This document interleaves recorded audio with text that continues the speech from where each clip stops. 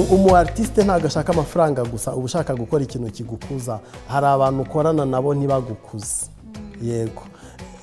hari igihe bazana amafaranga ariko ugomba kubalansa hagati y'abaguha challenge n'ibindi bya necessity ugomba gukora kugira ngo ubeho ariko iyo utagize balance nziza ugwa muri mass production y'ibintu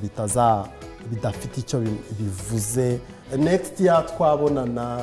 tugasanga wenda uri nko gucuruza imyenda y'abana uzi imyenda y'abana na graphic nyine kugira ngo mwumvishe ukabubivuyemo ukajya mu bindi ubwo ni urugero